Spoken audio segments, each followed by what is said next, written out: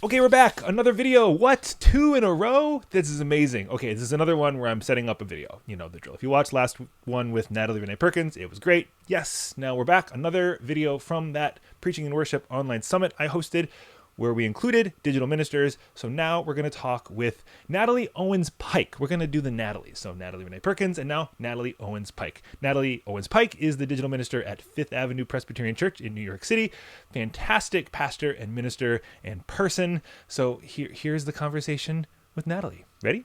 Hi, everybody. Welcome back to another conversation in this online preaching and worship summit for such a time as this. Reverend Jim Keat, Director of Online Innovation here at Convergence, joined by the one and only Reverend, what was that? Giving you brand new made up titles here. Yes. Reverend Natalie Owens Pike, who is the Associate Pastor for Ministry to the online campus at Fifth Avenue Presbyterian Church. I looked up your title so I could make sure I said it correctly. That's still it, Got right? a You didn't lot change in it since like 20 minutes ago when I looked at your website? Could have added some more words to it, but no, that's it. That's it. All right. So before we get into any questions about preaching, worship, online spaces and stuff, what do you do? All of us with these made up sounding titles. I'm at Riverside, Minister of Digital Worship and Education. It sounds like it's made up because it is. What is your job at Fifth Avenue and how did it even come to be? Give us a little bit of the elevator pitch of all this. Yes, absolutely. Well, we have these big amorphous titles because we wrap our arms around so much of the ministry in the places where we serve. And the people that we serve really expand across the geography of our congregations. And so we need a title that makes all of those people feel welcomed and served by each of us as a pastor. So I'm one of the associate pastors here at Fifth Avenue. My focus is serving our online campus, and my main focus is really connecting people who are primarily worshiping or joining us online to this church in meaningful ways and to each other. So offering community groups and sermon discussion time after the service that's a little bit like coffee hour, a little bit like a community group. I offer pastoral care. I preach and preside over worship and lead liturgy in person here in our sanctuary. And I also get to offer liturgy to our folks online. So things like Zoom communion and passing of the peace online during our worship. And I'm not the only staff person here at Fifth Avenue who leads aspects of our church community online. We have Bible study and community groups and lots of adult education that happens online. And there are lots of staff members here at Fifth Avenue that share in leadership that's accessible to folks online. So, yeah. But none of that was you saying you're like the tech director or moves the cameras around or pushes the buttons for the live stream. Isn't that what digital ministers do? I thought that was our job. What? Our job is to hold in prayer and in spirit, and then in the execution of the outcomes of those prayers.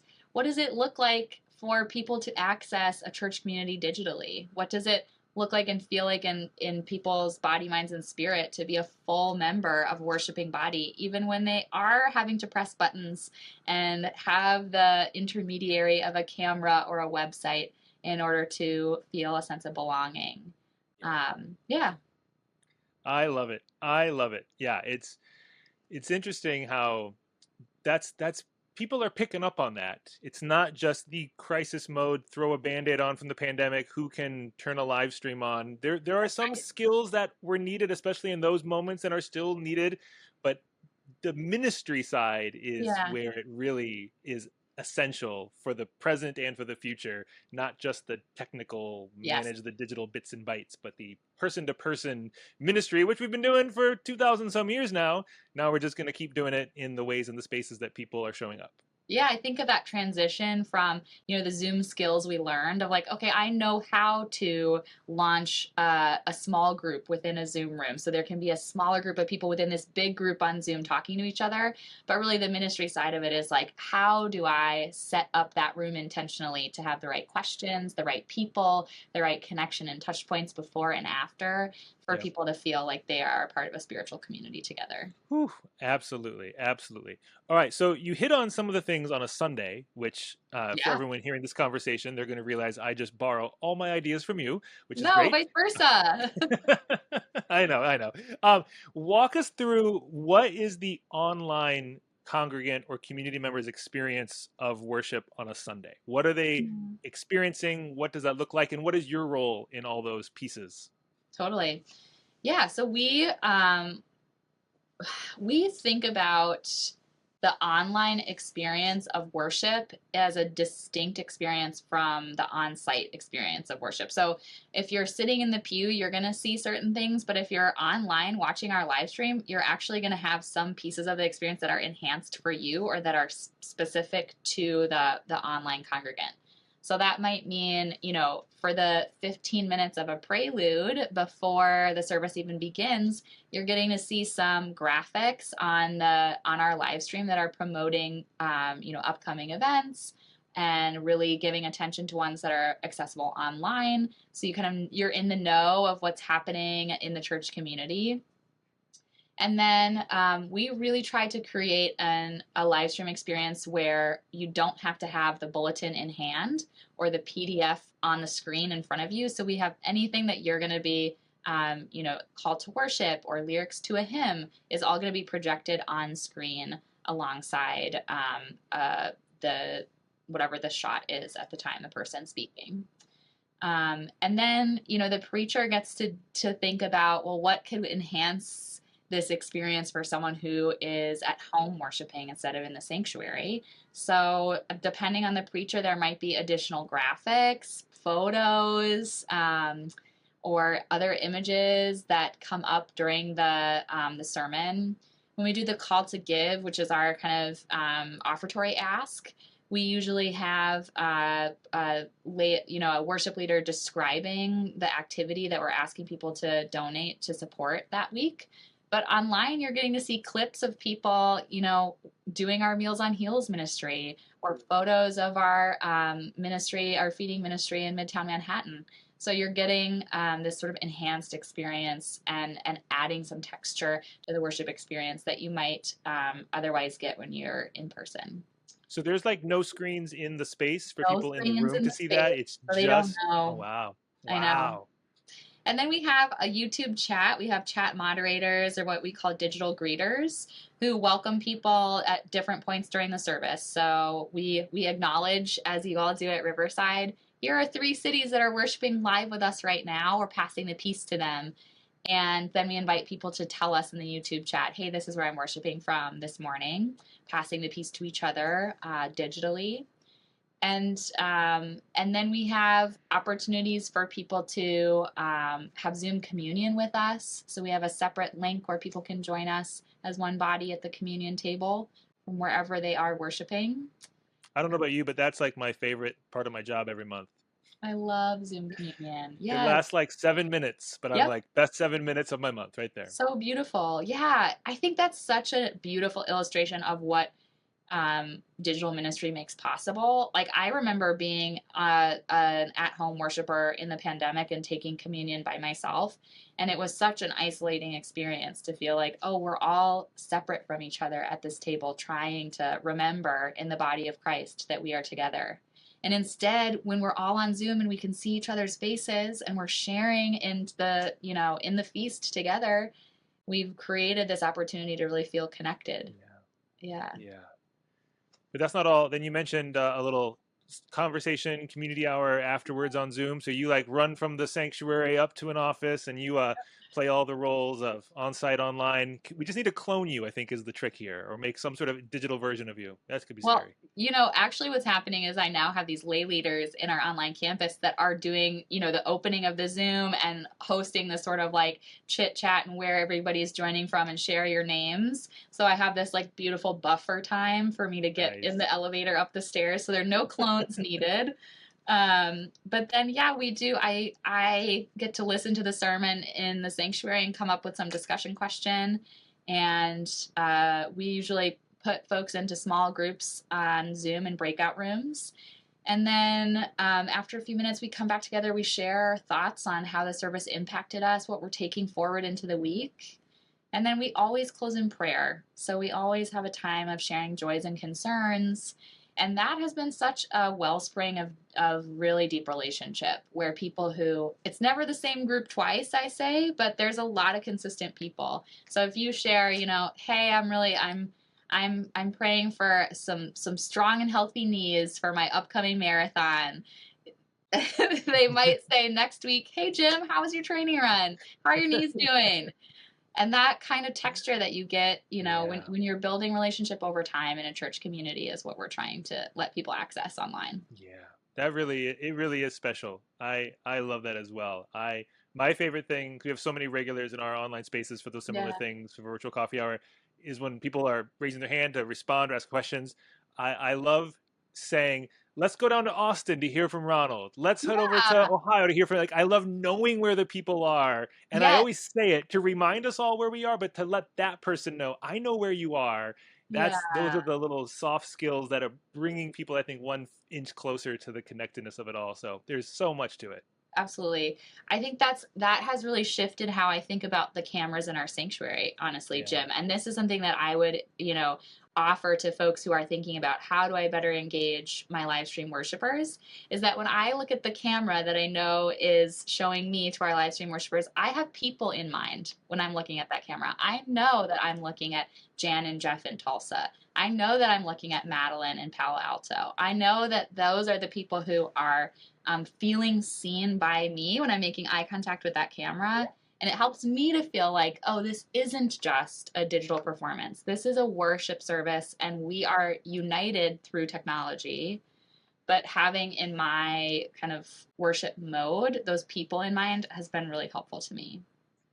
So what's on your list of, like, what's on your wish list of things you would love to lean into next? Or, like, if there was no limits or inhibitions, budget, capacity, staff, bandwidth, all the constraints we feel, what would you be like, here's, because you're doing incredible things, but what's the, like, I would love to do this, or I would, when it comes to connecting and engaging online congregants during preaching and worship and all that good stuff, what would you want it to be? Yeah, yeah. I think one thing that I'm starting to see emerge, I mentioned like the lay leaders who are taking on that sort of, hey, welcome to Sermon Springboard. Come on in. What's your name? I would really love to see, to have the capacity to keep developing that outward into some small groups and into what I like to call our regional hubs. Recently, we had a couple who live out on the East Coast that were going to be visiting family in Ohio, and they know that there's this other couple in our online campus who they've seen on our sermon discussion, and they know they're in Ohio, and so they reached out and said, "Hey, can we have lunch?" And they met up with each other and took a selfie and had this like moment of fellowship in person. And I would love to be helping generate those kinds of Yeah. more just community connections because even if we're not all in New York, we are close to each other across the sort of geographical hubs we have, Yeah. and empowering people and supporting people to do that. And just giving even an infrastructure so people have the ability of to know there are other Ah, people in my yes, community who are in the spaces when I'm in those spaces. Like, yes, that's, yeah, I love that. yes. I love that. Well, what about to another pastor who says, all right, you've convinced me. I guess I should be a little more intentional about engaging and including online congregants during Sunday morning worship. What would you tell them? They finally said, I'll give it a try. So, all Mhm. right, Natalie, what do I do? There are so many things that you can do without any additional technology or funds. Some of them are in language and in mindset and attitude. Just like I said, of the like who you're making eye contact in the camera. Think about, when you're saying, hey, folks, pick up your bulletin. What's the language that you can use to include the people online? What's printed in your hand or seen on your screen? We're so glad you're joining us today from wherever you are. You are a part of this worshiping body. Things that make people feel seen and known. Even if you're not sure what cities they're in yet, that might be down the road for you in terms of the technology access you have, and that's fine. You can say, we are one worshiping body here on site and also online, and we're so glad you're here. Yeah, that's Yeah. huge. Just that slight shift lets the people who are in those online spaces feel like seen and connected and remembered. And what I love is it becomes like if a pastor does that consistently, it Yep. shapes something in them. Like they can't help but be like, oh yeah, there's more people joining us for worship than just the people I can see in front of me. Yep. However, you can have metrics to track. That's a whole other thing you can get in, we can get into. But just even that like awareness of if we are live streaming this, if this is being recorded and put online, Yep. chances are someone is seeing this on the other end of this camera, and it's not Yeah. just machines, but there's an actual human being who's encountering this. So can I Hmm. even look at them and have some sort of moment to acknowledge and be just like you said, the language of it all. We've had to do that at Riverside. It can't just be the ushers will come forward with the offering plates. It's like that's very much an on-site experience. Like Totally. no one's coming to my office in my basement here at the offering plate. This is just me. Oh, but I can give online. I can scan your QR code. There's a lot of ways we do it. Yes. Yeah, we've even at Riverside shifted to offering the instructions for online experiences before we offer the on-site experience Yeah. instructions, just so it doesn't feel like a throwaway. Like, here's the real experience, and if you're online, here's the thing we made for you. It's more like Mm. privileging those who are often anonymous or invisible or Yep. unseen or unnoticed. But yeah, Yep. lots of little intentional things. Oh, I love it. I Yep. love it. Yeah, and that's educational for your folks who are mostly on site too, because then they Yeah. remember, oh, there's people out there. And then we have folks who, like, maybe they're homebound because of an injury or they're visiting family elsewhere, and they have been so educated that they can join online that there they are in the Yeah. sermon discussion in the week they're away. Oh, it's fantastic. Okay, what about for the pastor or congregant, or we never have these, who say, what all this online church stuff? No one's going to come back to the building then. You're just you're taking away our own congregation. How do you handle that? Mm. You know, it's such an important question, and I hear the love and care in it, right? That we, Well, I hear the concern for money going in an offering plate. yeah, sure, yep, that's there too. Um, it's hard to answer that without knowing what it's really rooted in, because you're asking there are a lot of different concerns in that. I think for us, we've just really seen that not be true. We've seen the choices that we've made to include our online campus only multiply our engagement. So the people, like I just mentioned, the people who might be traveling for 2 weeks or at home sick, instead of missing worship, they do feel a part of it. And it actually strengthens their connection to us and their desire to be with us when they're well or when they're home again. And, we have seen both our gifts from the online campus increase over the last 2 years since I've been in this intentional role. And we've seen the number of our members increase as well. So, as with any other accessibility or opportunity to include all voices, we see that opening the door wider just lets more people in. Yeah. Who wouldn't want to do that, right? I mean, why would we want to make it harder for people to access this community and the good news we're trying to share? It's like, no, unless you do it the way I grew up doing it, you can't do it. It's not a book unless it has pages. It's not a music unless it's on vinyl. Well, that's not the story of our faith either, right? We took our faith. Jesus took our faith out of the tents and onto the road to Emmaus, right? Into the towns, meeting people where they're at, and that's what we're doing. We're following the story of our faith. Yeah, not to mention just all of church history. There's a reason why we're not all forced to do Latin Mass every single week. Even the Catholic Church changed that one. That's oh right. My goodness, change is possible no matter how long it takes a ship to right itself. Oh, I love it. And when you're ready, Jim and I are here to support you in making changes. Oh, I love it. I love it. All right, we could talk about this for hours, and we literally have in other spaces. So for everyone watching, there's lots of spaces you can see all the brilliance that Natalie has to share, or just, head over to Fifth Ave on a Sunday. And by head over, I mean go to the website or go to the building. She'll be there too, but you can see all the wonderful things they're doing. Natalie, any final thoughts or words that you've been waiting to get in, but I just haven't asked the perfect question yet that you want to offer to anyone watching this? I think just the encouragement to try something, not be afraid to try something and then let it go if it doesn't work. Try it a few times. And that's, I think, the secret to this ministry is just having a spirit of curiosity and flexibility of, we've never done it before, so let's just try it, see what happens. Yeah, I love it. All right, everybody, go try something and see what happens. And we'll talk to you on the next one. Thanks, Natalie. So good. So good. I mean, I'm a little biased, but I think it's so good. Did you think it was so good? What did you think it was? Leave a comment with an idea that you're going to take away or something that it sparked for you. Would love to get some open source generation going from all of us. So you do that and get ready for number 3.